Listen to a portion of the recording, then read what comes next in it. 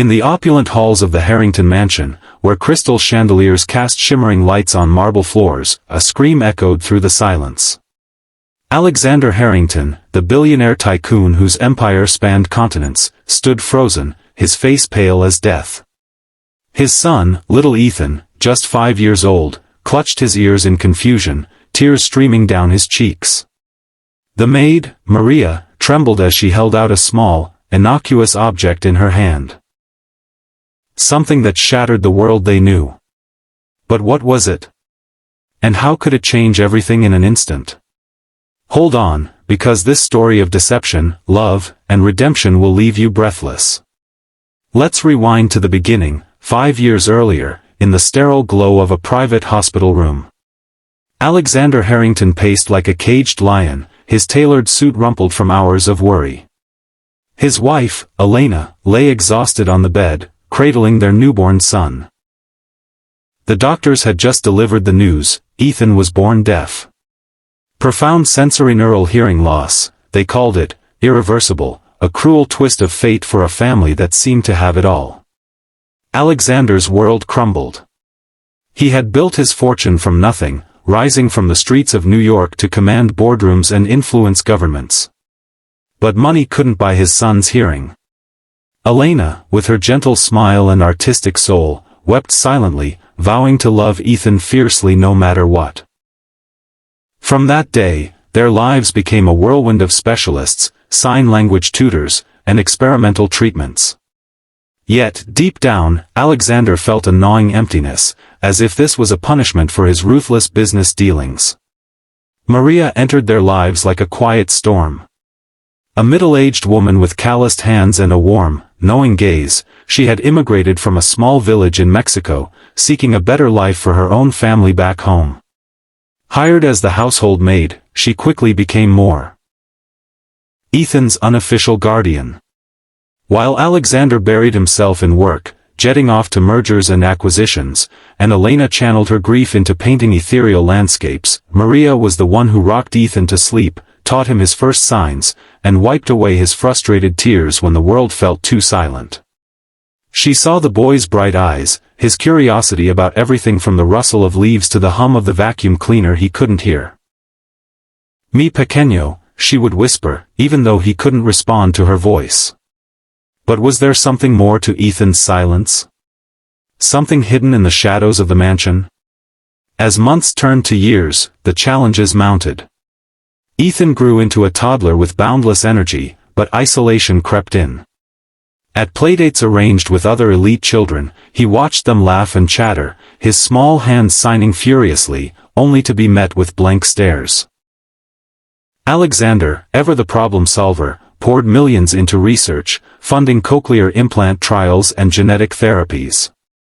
But nothing worked. Elena's paintings grew darker, infused with swirling voids that mirrored her inner turmoil. One night, after a particularly grueling specialist appointment, Alexander exploded in rage, smashing a vase against the wall. "Why us? Why him?" he roared.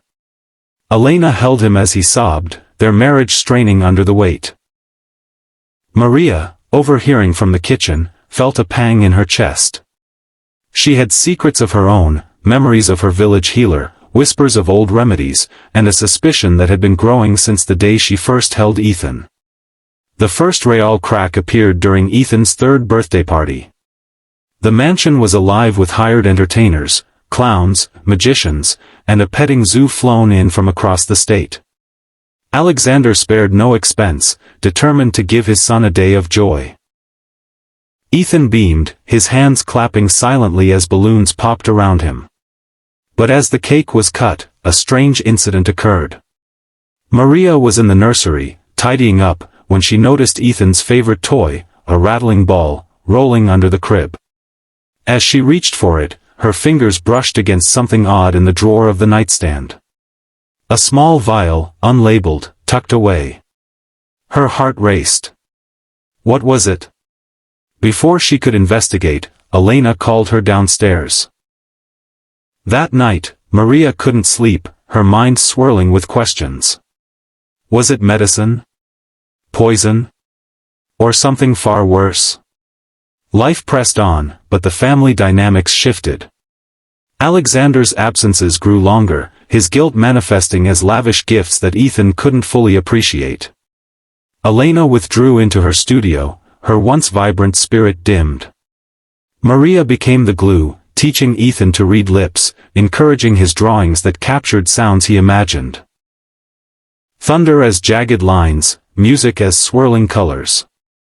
She shared stories from her childhood, signing them with animated flair, about her own brother who had overcome a mysterious illness through faith and persistence. Ethan adored her, calling her Mama Maria in his silent way. But Alexander began to notice Maria's closeness to his son, a flicker of jealousy igniting.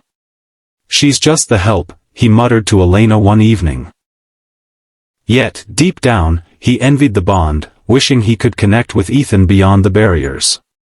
A turning point came during a family vacation to their private island in the Caribbean. Designed as a respite, it turned into a storm of emotions. Ethan, now 4, wandered too close to the waves, mesmerized by the crashing surf he couldn't hear. A rogue wave knocked him down, and he screamed, a soundless cry that pierced Alexander's heart. Maria dove in without hesitation, pulling him to safety, her dress soaked and clinging. As they sat on the beach, Ethan safe in her arms, Maria signed to him, "The ocean sings, mi pequeño. One day, you'll hear its song." Alexander watched, gratitude mixing with suspicion. Why did Maria seem so certain? That night, around a bonfire, Elena confided in Maria. "I feel like I'm failing him. What if there's no fix?" Maria hesitated, her eyes darting to the vial she had secretly pocketed months ago. Should she reveal it? The moment passed, but the seed of doubt grew. Back home, tensions escalated. Alexander's business rival, Victor Lang, a cutthroat competitor who had lost billions in a hostile takeover, began making veiled threats. Anonymous letters arrived, hinting at family vulnerabilities.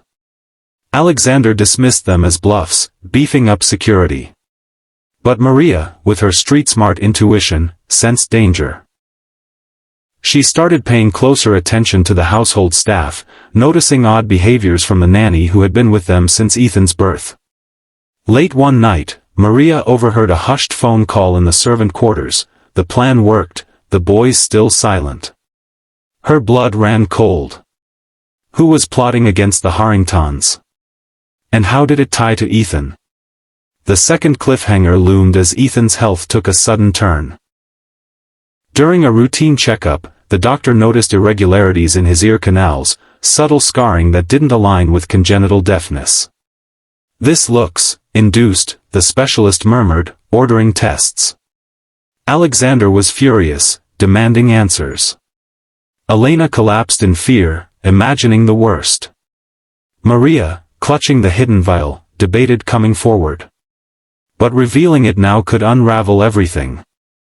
As the family waited for results, a storm raged outside, mirroring the turmoil within. What if Ethan's deafness wasn't fate, but foul play? The investigation deepened. Alexander hired private detectives, uncovering Lang's grudge ran deeper than business. Years ago, Alexander had outbid him on a personal level, winning Elena's heart when they were all young rivals in love. Could jealousy have driven Lang to sabotage their child? The detectives found traces. A bribed hospital staffer who admitted to administering a temporary ototoxic drug during Ethan's birth, disguised as routine vitamins. It caused reversible hearing loss if caught early, but left untreated, it mimicked permanent deafness. The motive? To torment Alexander, making him suffer through his heir's affliction. Elena was devastated, blaming herself for not noticing. "How could I miss this?" she cried. Maria's role became pivotal. She had suspected the nanny, who was Lang's plant. Confronting her in the kitchen one dawn, Maria demanded the truth. The nanny fled, but not before dropping clues leading to the vial, a counteragent that could reverse the damage if administered in time. But time was running out, Ethan's young ears were adapting to silence, potentially making recovery harder. Alexander, piecing it together, felt a rage like never before. He confronted Lang in a dramatic boardroom showdown, exposing the plot with evidence from the detectives. Lang denied it, but the authorities swooped in, arresting him for attempted harm. Yet, the emotional core was Ethan's journey. Through therapy sessions, he expressed his frustrations in art, drawings of a world muffled, with him reaching for sounds just out of grasp. Maria sat with him daily, signing stories of resilience, drawing from her own life of loss, her husband dying young, leaving her to raise children alone. "Strength comes from love," she signed. Ethan began to blossom, learning adaptive skills, but the family yearned for more. Elena recommitted to her marriage, pulling Alexander from his workaholic haze. They attended family counseling, rebuilding trust and intimacy lost in grief.